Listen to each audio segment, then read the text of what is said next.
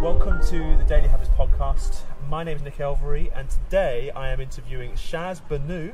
Yes. And Shazz has got a very interesting story. So we're going to talk a little bit about his story, and then we're going to go into a series of questions that I've got for him that he hasn't been pre-prepared for. I have not been pre-prepared, but I can see your no pad. cheating, no looking. Mine's ticking away already. He's already going. It's his business mind. He's already preparing for what he doesn't know. Love it. So, Shazz, I just want to introduce you and explain to the listeners and the viewers a little bit about your story, and then I'd love you to add anything that I've missed out.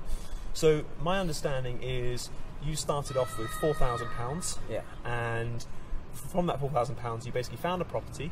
You used the money to do the property up to a good standard, and then you sublet this out. And this is probably 7 years ago?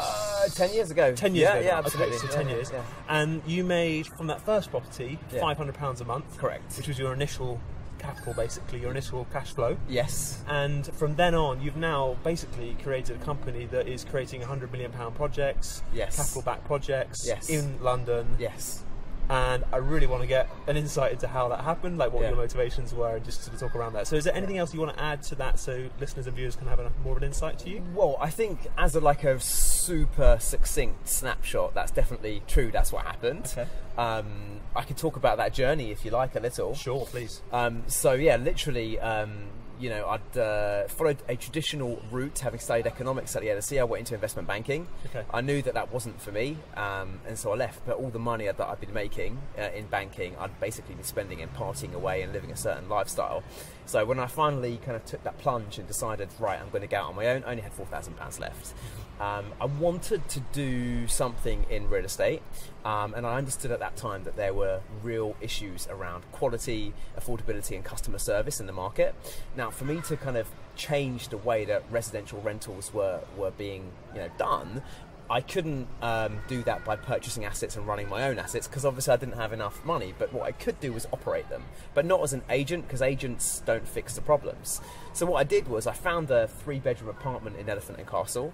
I said to the landlord, this is what I want to do. I want to rent it from you. I will become your tenant, or my company will become your tenant, and I'm going to operate this style of accommodation within it, almost like a hotel operator leases a big building. And so he agreed to it, I did it, and then I spent my last £4,000 putting in new furniture, doing all the work myself, and turning it into a kind of a much higher quality product by investing in low-cost, high-impact changes. And then I rented the rooms individually, which today we call it co-living, the idea of sharing amenities. But I did it then to kind of place the focus on affordability, because by sharing it becomes cheaper. I had a focus on convenience because all the bills were included, and a massive focus on customer service because I was really giving them that personal attention. And so it worked, I rented out the 4 rooms in that apartment, and I made £500 a month margin above my costs and above what I was paying the landlord. So me being a long-term thinker, I just accumulated the cash. And as soon as I had another few grand accumulated, I could take on another one and another one. And that first landlord turned out to be a portfolio landlord. He was happy with what I was doing, so he gave me more and more and more. After about 6 months, I was making about 4 or 5k a month in profit, and it was working. So I scaled up, I found more clients. It got to 2009, I had hundreds of units, I had lots of tenants living with me, I was employing people to manage them, and the business reached a stage where actually it was throwing off enough cash flow that I could start purchasing assets. So in 2009, I started paying. It was a great time to purchase as well. The market had kind of softened a little. So I picked up some traditional buy-to-lets, much the same type of stuff that I had already been leasing in. And I started to realise that actually, there's a real deep market for this. There's a real opportunity here on a much bigger scale. And I realised that what I would need to do to take advantage of that would be to purpose-build assets from the ground up to deliver like sharing accommodation, co-living on a meaningful scale. So I had operational expertise, but I didn't have any development expertise. So what I did was I started investing with developers so I could learn from them in micro unit developments.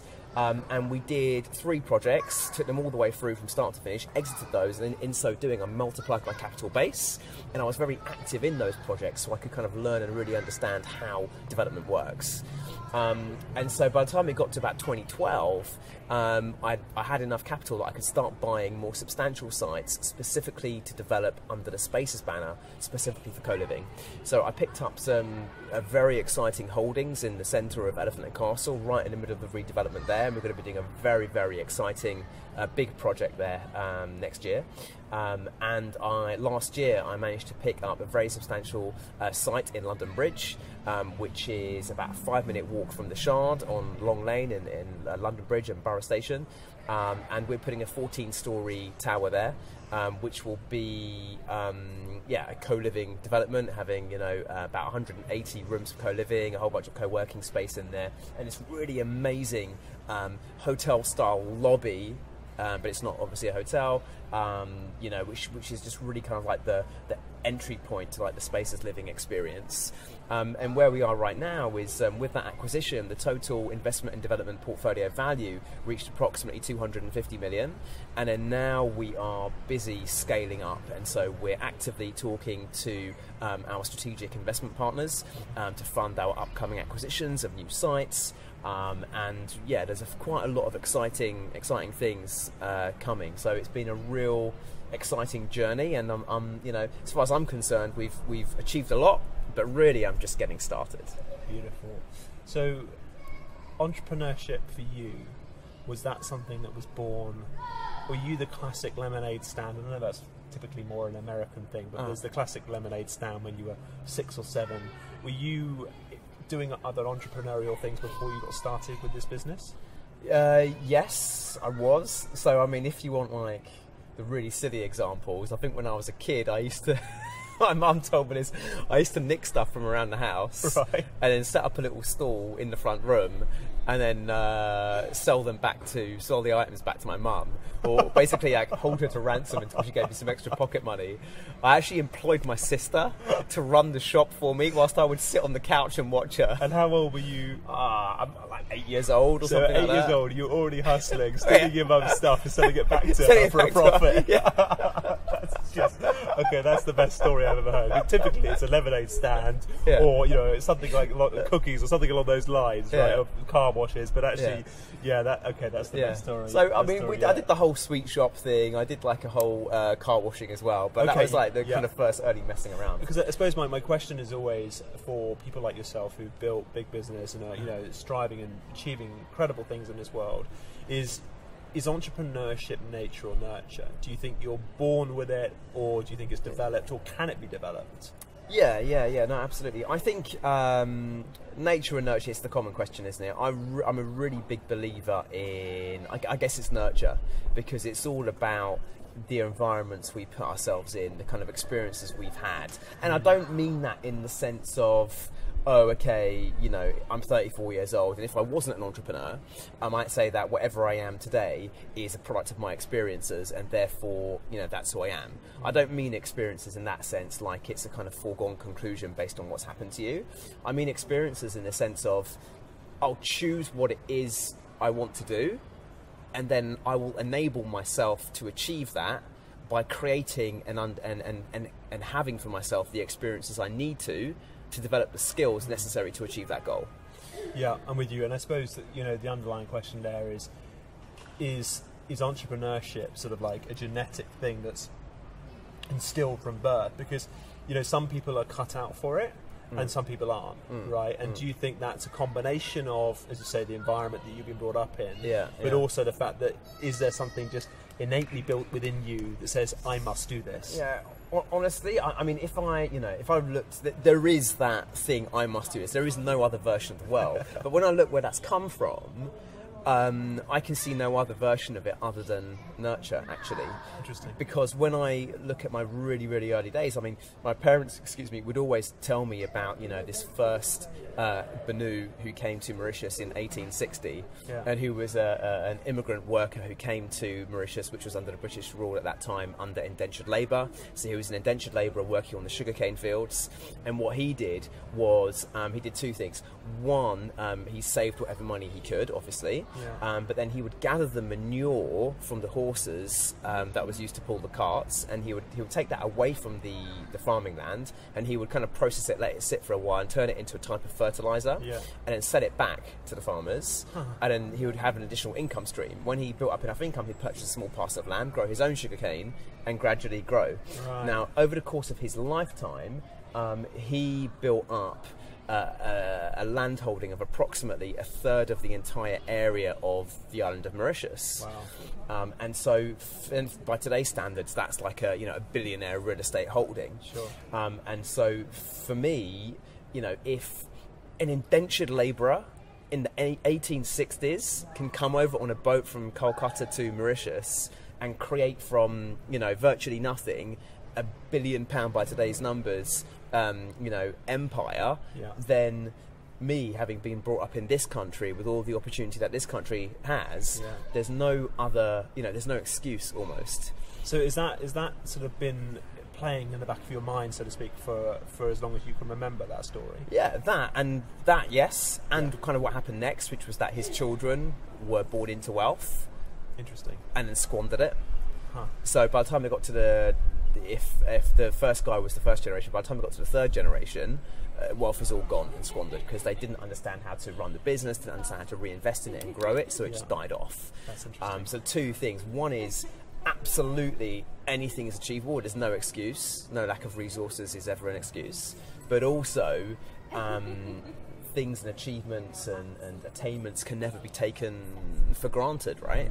It's keeping our feet on the ground at all times. So who are people you look up to? Who are your idols? Is sort of Elon Musk or Sir Richard Branson? Like who are yours? Yeah, absolutely. So look up to an idol. I don't really use words as strong as that myself. Okay. I think people who have influenced you, maybe influenced me, and I gain inspiration from. Sure. I think, yeah, absolutely. So I love reading like autobiographies and whatnot. So Elon Musk, absolutely. Like his work ethic is just unbelievable.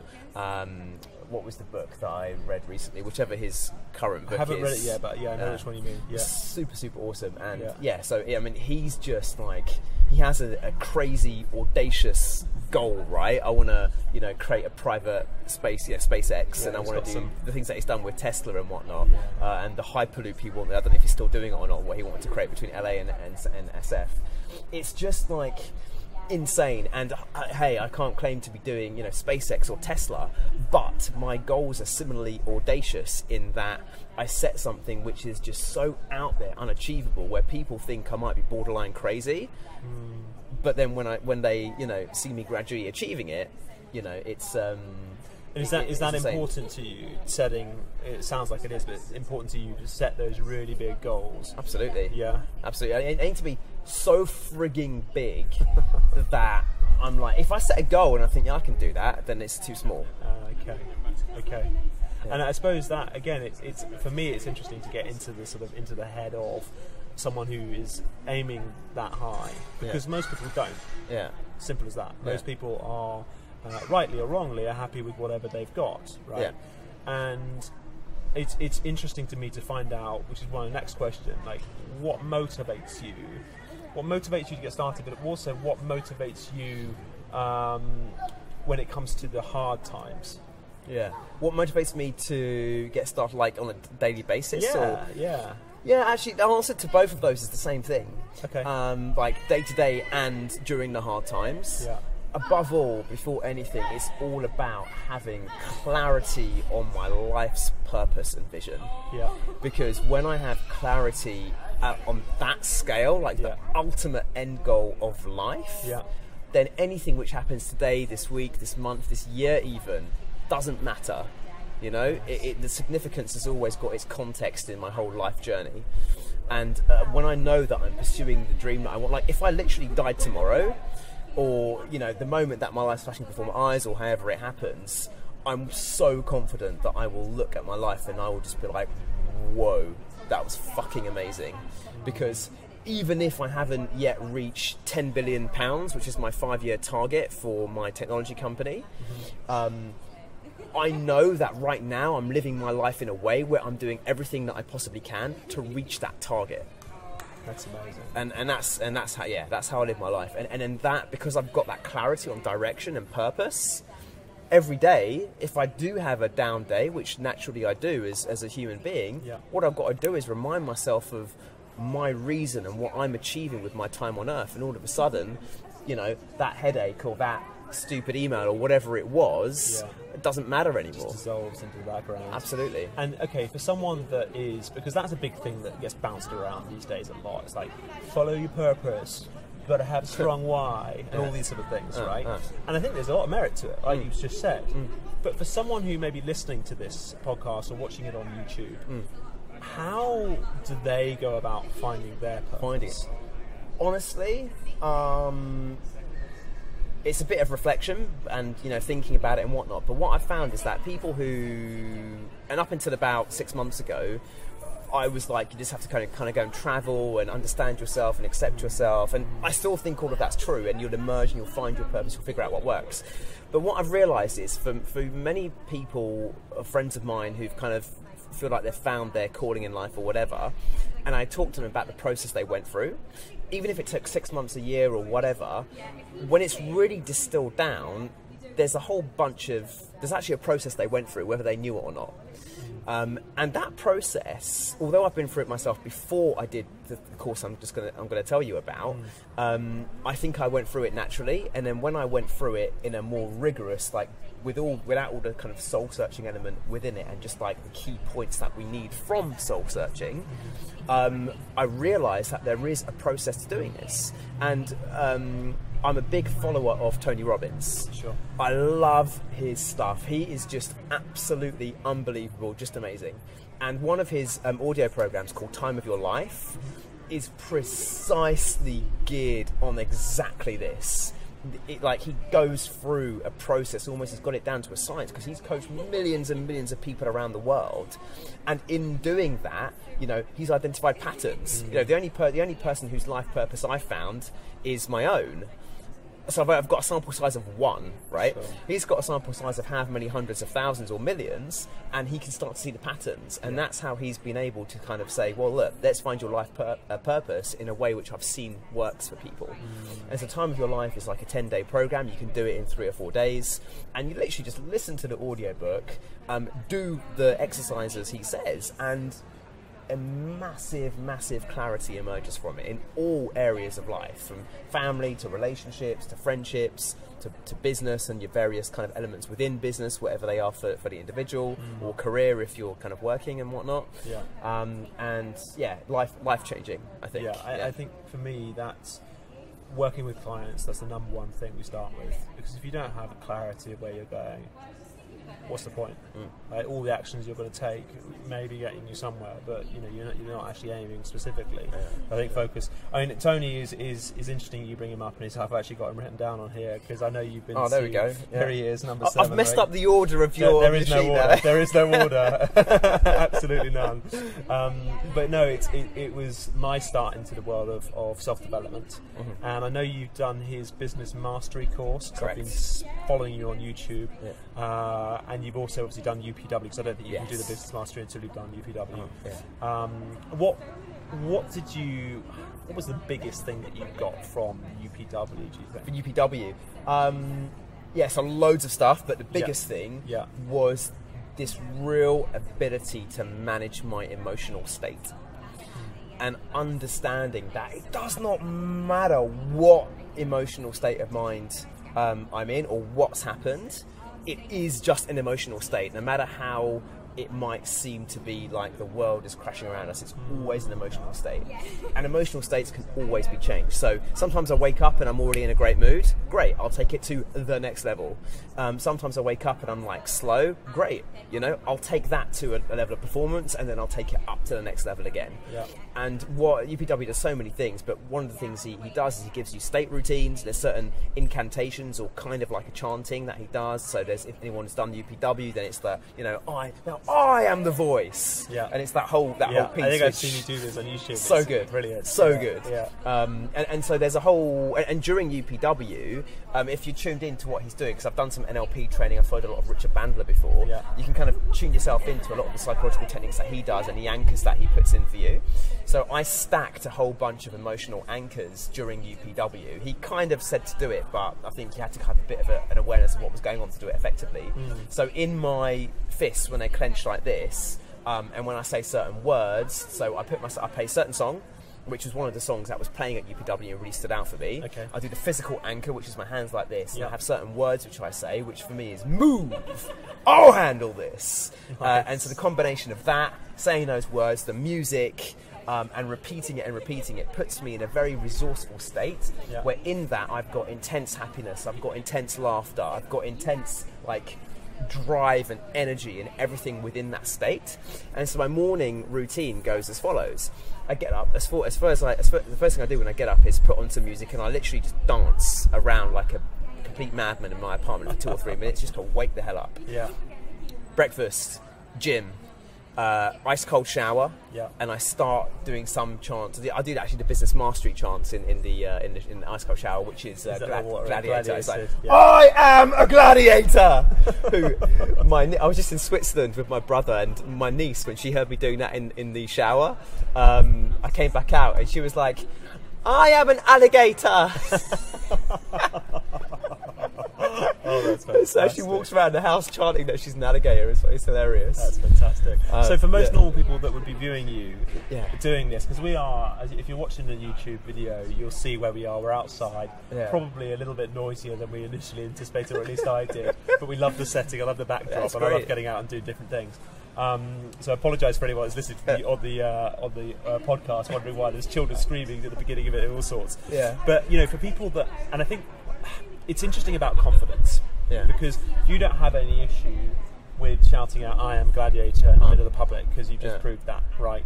And for a lot of people, the self-conscious side of them and the sort of lack of confidence would prevent them from sort of behaving and acting like that. So how does someone who may be listening to this or viewing this, who wants to really grab life, like you discussed it, grab life and run with it, and what I loved about what you said is the fact that if you died tomorrow, you would look back with no regrets, saying that you fucking took it life by the horns and you ran with it, right? Which is beautiful. For someone that isn't quite there yet, what advice would you give to them? Absolutely. So do time of your life. Do time of your life, okay. Go to UPW. Next one in London's in, I think, April. UPW is so good that my operations manager, Harriet, I said to her, I can't wait for April for you to do it. I flew to New York and she had to do it. I think I saw that on a YouTube so good. clip. But also, it's about... I didn't finish telling you about my state routine, but I can finish it off if you want. No, that's okay. That's okay. No worries. Immersion, and pushing the most extreme scenario you can think of. And the reason I know this works is because I had to overcome these challenges myself. So a couple of years ago, I used to do some recreational drugs. I used to smoke a lot. I used to consume alcohol. Be very dependent on alcohol to be able to socialise and whatnot. And then I decided to give all that up. So I don't smoke, I don't drink, I don't consume caffeine, anything like that. But before I went to university, I never used to drink. And then I was always a very gregarious, very social person. And then university, people drinking, trying new things in life. Okay, I'll see what drinking's about. So it went from, I'm this really great social guy meeting people. Oh, okay, what's this drinking thing about? Okay, I'll have a drink, I'll try it. To, okay, right, great, having a great time out. Okay, should we enhance things? Let's have a little drink. To, okay, let's get this party started, let's hit the bar. To, all right, let's hit this bar so we can get the party started. Right. And gradually it deteriorated all the way down over the years before I was having a couple of shots of vodka before I could even arrive at a social event. And a couple of shots of vodka, so many people might think, well, that's not a big deal. That's just a statement to how dependent society is on alcohol. And it reached a stage in life where every time I was going out, I was just getting absolutely trotted, right? Doing stupid things and whatnot. So when I gave that up, I was stripped of my crutch socially. And I remember the first time that I went out socially, after I'd given up alcohol, and I was this little nervous wreck. I could barely talk. I was at a friend's birthday party with people who were all, the same group, so theoretically it's an easy situation to kind of chat in.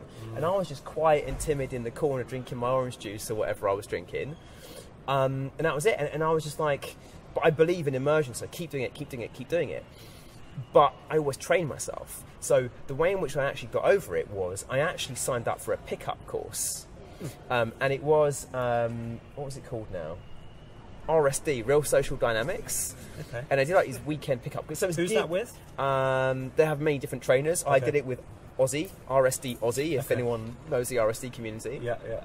And it's geared towards picking up women, but actually, forget that it's women. Like, women, I think, when we're physically attracted, sexually attracted to someone, that becomes the hardest possible person as a guy that we can talk to. So if you can master the art of cold approaching a girl who you think is really attractive, then you can frigging approach anyone in any situation. Yeah. So that was my thinking behind it. And hey, I'd also get better at picking out women. So over the course of that weekend, we just did all of these exercises aimed at pushing us outside of our comfort zone. So it started with simple things like we went to Leicester Square and we had to just go and stand on the edge of the square, put our arms up and just like give like a 1-minute speech to whoever the hell would listen about a random topic. Amazing. And simple things like that. Simple things like making eye contact with random people, walking backwards through Trafalgar Square, and then as we kind of warmed up, we're doing things like we're on the escalators in the tube, and if you get 2 escalators which are going up the same way, we had to go on one and then strike up a conversation with someone on the other one. And all these little exercises until when it gets to the evening, we're then going out in clubs, and no alcohol's allowed. I mean, I didn't drink anyway, but this is when I was still drinking, but no alcohol's allowed. No, this was after I was drinking, after I stopped. No alcohol's allowed anyway, even if you are a drink person who drinks. Yeah. And in the clubs, our instructor will literally say, right, those 2 girls there, go talk to them in the middle of the dance floor. Now, in the middle of the dance floor, you can't really have a proper conversation. But the point is you have to be so engaging with your body language, so captivating with your eye contact and so exaggerated with what you're doing that you catch their attention.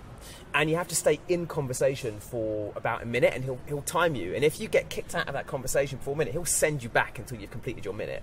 And like the first few times, I'm like trembling, I'm nervous, I'm sweating, right? All I'm doing is talking to another human being, and I'm sweating with fear.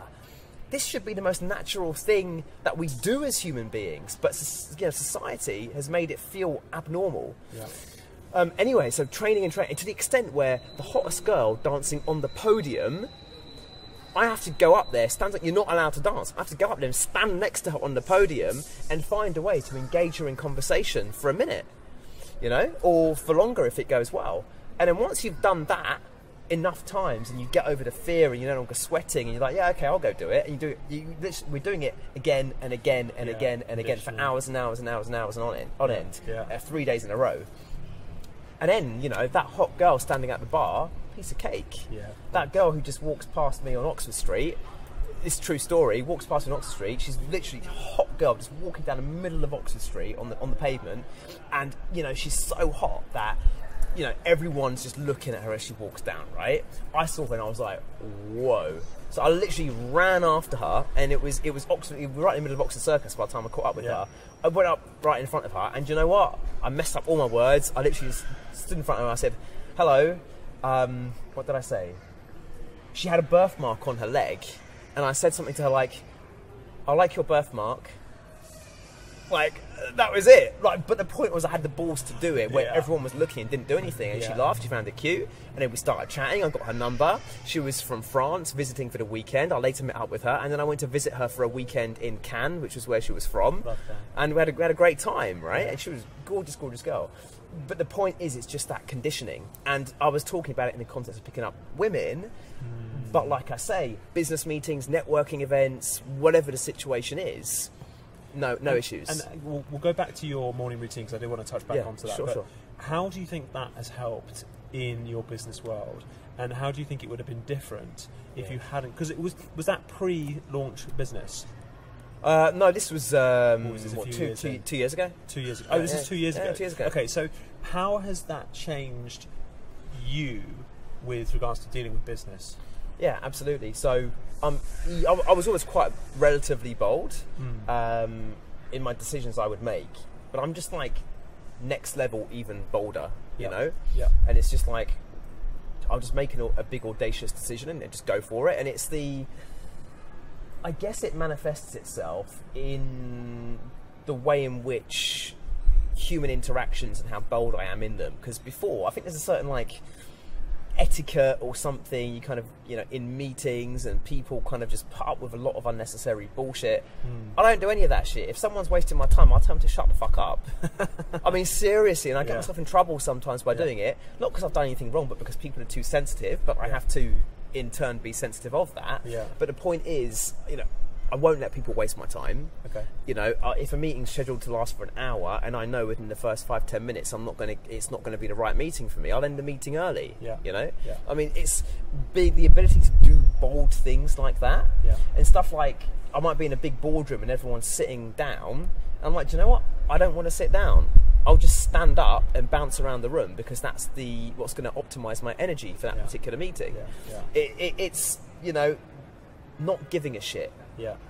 I think is the key message. I think that's super important, and I think especially for English people, we're very conservative as a race, you know, as a nationality, and I think having that level of confidence and having that not giving a fuck is quite rare. I think in the modern world. Do you think that's fair? Yes, and I think it's a consequence of how we live and all the crap that's around us. I think it's a big consequence of dependence on alcohol as well, and other substances. I think also that it's not about confidence. I think that people can be bold. I don't know what the right, let's call it bold, being bold. And I think it's a skill which can be developed. And I've seen people who can behave very boldly, but they have low confidence.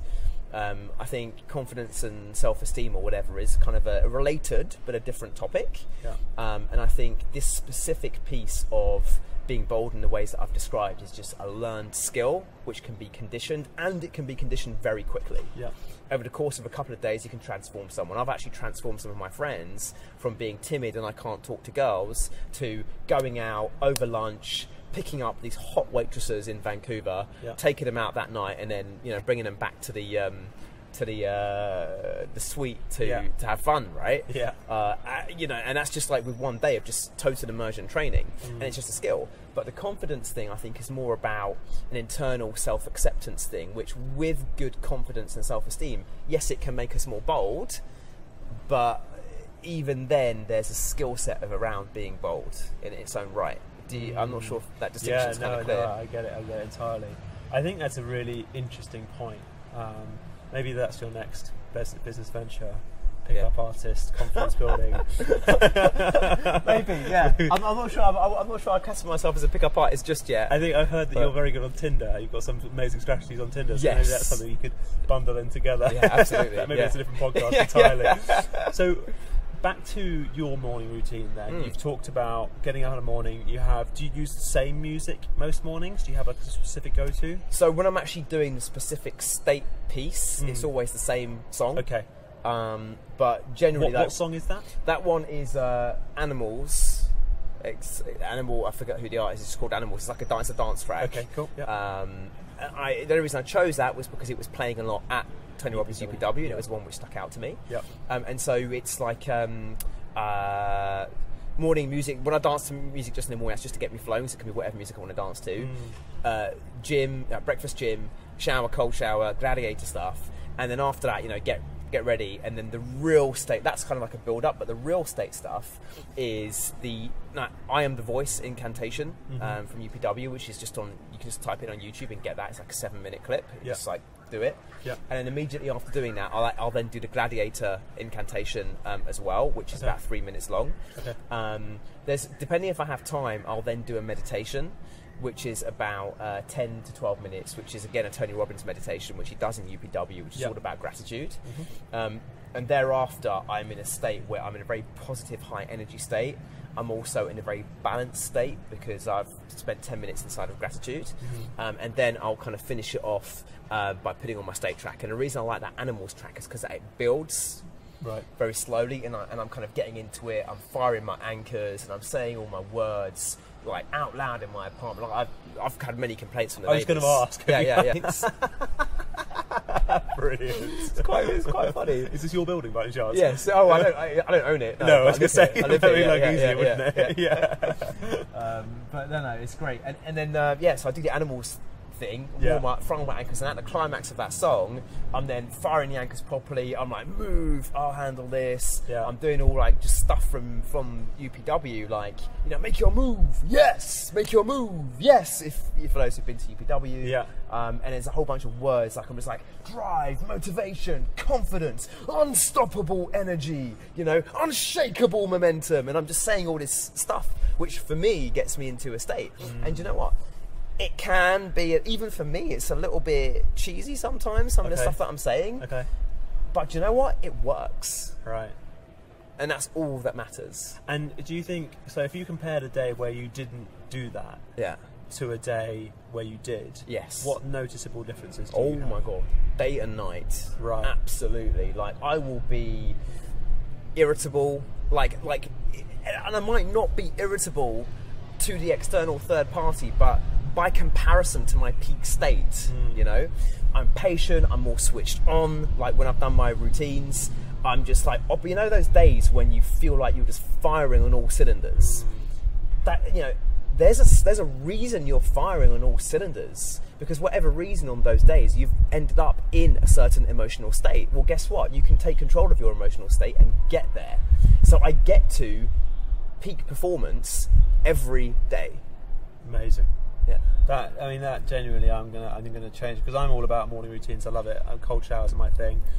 Do you jump straight into cold, or is it hot cold? I do hot first after the gym, and then just all the way to freezing cold. I'm gonna put a challenge to you. Yeah. For a week. Yeah. 1 minute cold, then hot. Okay. Straight in. Yeah. It's amazing. It's a game changer. So I'll run it for a bit so it goes proper cold. Yes. Yeah. Straight in. Yeah.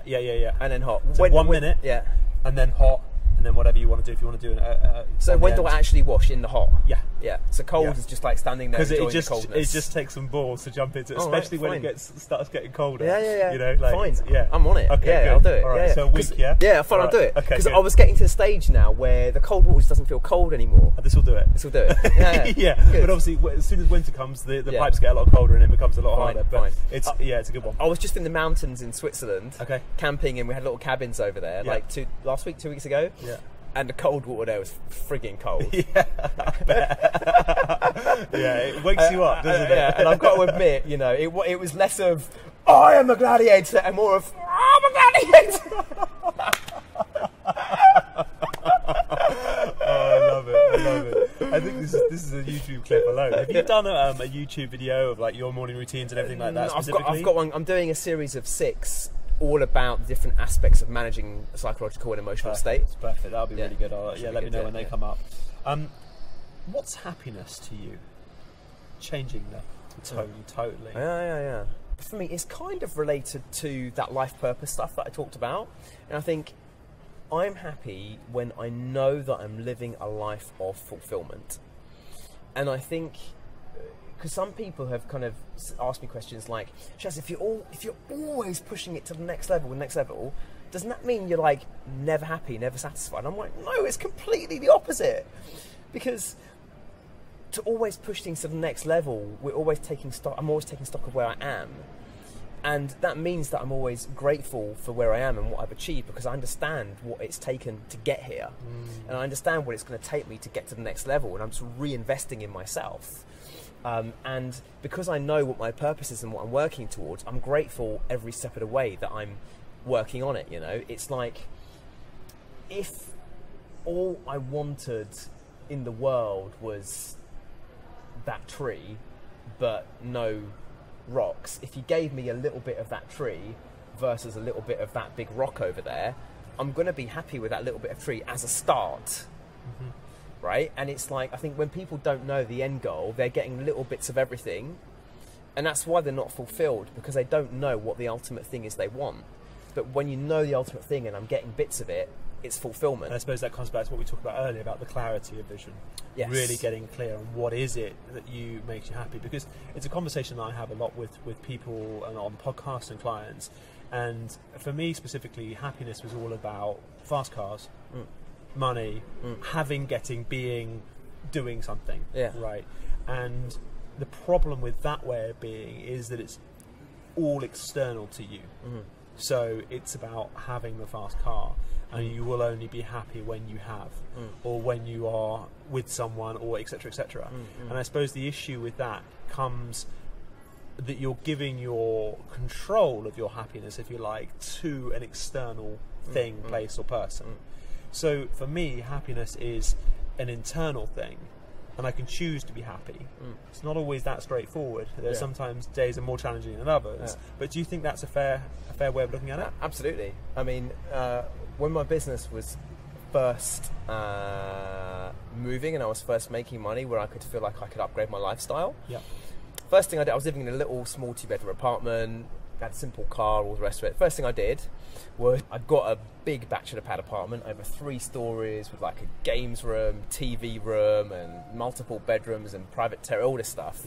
Got a fast car because, you know, I hadn't journeyed through happiness and materiality at that time. So I was like, great, you know, let me do this. And you know what? It's fucking boring. It was, you know, it didn't give me anything. It took me a while to realise that I wasn't, I was unhappy with it all. And this was around the time where I was having a heavier dependence on alcohol and smoking, all the rest of it. And then when I kind of got over all that stuff and I started connecting with myself a little bit more, I started to realise that these material things just bring issues, they bring problems, they bring whatever. And I think what happened was I stayed in like fancy apartments for a while, and then I moved out of them all because I had a gap between the apartment I was taking and when I moved here. And whilst this is a great location, fantastic development, I have a really basic, simple 1-bed apartment because it's what I enjoy having.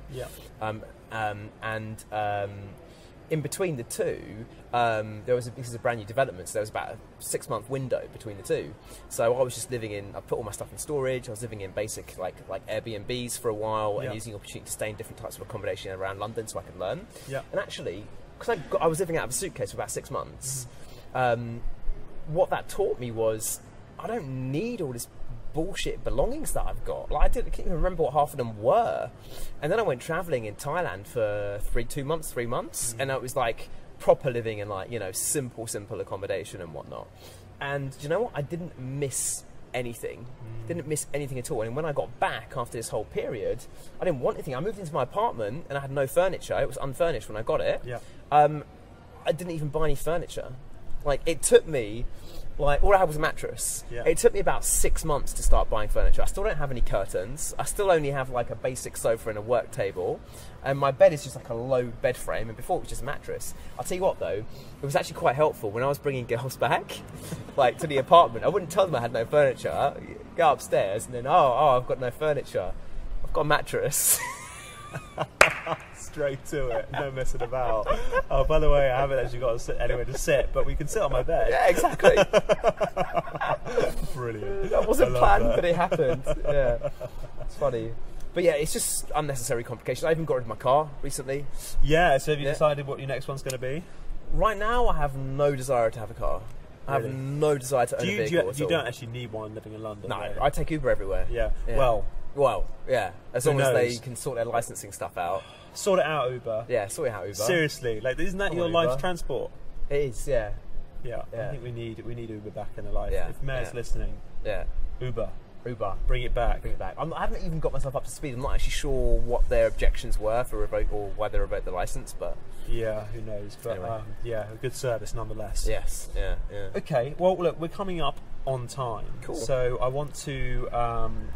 Haven't covered everything, but we've covered a lot. I wanted to sort of touch base on really where is the future, because you've touched on the idea that you are bringing a technology company out. So I'd love to hear a little bit more about what you can share about that and what your vision is for that company and your real estate business, and you know where you see them going. Yeah, absolutely. So I mean, it's all the same company. Okay. It's just two, and they're all very, very tightly interrelated. But basically, through the years, two main strengths have emerged from Spaces. They're all very, very interrelated. So one is that we've developed this amazing proprietary technology which enables us to manage our real estate way better than anyone else can do it. I mean, I've had people who have been telling me they want to license my technology platform, they want to buy my technology operation out, and they're offering me like very, very big tickets, 7 and 8 figure numbers. And I'm like, no thanks. I'm not here to make like 10 million or 50 million. I'm here to make a 10 billion pound company, right? So unless you want to pay me 10 billion, no thanks. And so the technology is something which transforms the way in which rentals operate in the market. So it completely displaces traditional agents from the market, so landlords can use our service, but tenants get a consistent branded rental experience because they deal with spaces and they're not dealing with all these like myriad landlords in the background. So it enables us to become very scalable and very efficient. That same technology powers our buildings that we build. So we are, whilst we're scaling out that technology across London over the next 12 months, we are at the same time acquiring a whole bunch of new sites across London as well. So it all sits under the Spaces umbrella, and what we're building is, we don't believe in doing a building, we don't believe in doing an apartment. I believe in changing the world, and to do that I need to create an entire ecosystem, and that ecosystem has, you know, a full spectrum. Everything from individual apartments and rooms and flat shares, all the way up to catering for students and families, even the elderly when they get to retirement age and retirement communities, and including purpose-built co-living buildings, which we're doing now at different price points. And what's consistent between it is that it's all a Spaces branded experience. We innovate at every step of the way, so there are certain consistencies between the products, whether you live in London or you live in one of our projects in New York. When those start emerging, you can literally just kind of passport yourself across, right, and you live within the network. And not to mention, of course, we have like a whole, you know, community that sits on top of it, because it's not about, you know, renting a home or a place to live. It's actually about living, right? And going back to the whole mindset thing, and I think it's all about nurture. Well, home is a place which surrounds us, and the people who we live with influence us, whether we're aware of it or not. So why can't we turn home into an empowering force for living? If we almost curate the community around it, bring in influencers like Tony Robbins, but curate it so it's there in the background, driving you forward all the time. And Spaces, we call that whole thing freedom to live. So you don't rent with us, what you do is you get freedom to live, because we handle everything so you can focus on what's important to you. That's beautiful, man. That's really beautiful. And to finish off, I always ask the same question. If you had to choose 3 daily habits, okay, for living a life that you love, what would those be? 3 daily habits for living a life that I love. So one would definitely be maintaining and managing my emotional state. Okay, so the morning routine, the chanting, that sort of stuff. And there's little mini versions of that routine you can do throughout the day as well if you ever fall off. You can just pick yourself back up. So emotional state management. 2 would be, I'm doing this off the cuff, That's why I haven't prepared you. 2 would be always making sure I have clarity on my life's purpose and vision, and kind of referring back to it so it stays at the forefront of everything that I do. And the 3rd would be, I think, the ability to, just as I manage my emotional state, there's a very specific skill set around managing other people's emotional states. And that's the 3rd kind of habit or skill, because between those 3, managing my state, managing other states, and knowing my purpose and my outcome, anything can be achieved, in my view. That's amazing. So for anyone that wants to find out a little bit more about you, you've got a YouTube channel. I'll post links up obviously as well, but what's your YouTube channel? It's just, if you search my name, Shazz Bhunnoo, then that will be the result. And on there I've got 2 series. I've got the SB series, which is literally weekly episodes which basically follow my life, and you kind of get an insight into what my daily life is like. And then I've got the SB Extra series, which I've just started, which are kind of standalone episodes, which is kind of insights and perspectives on life, mindset and business.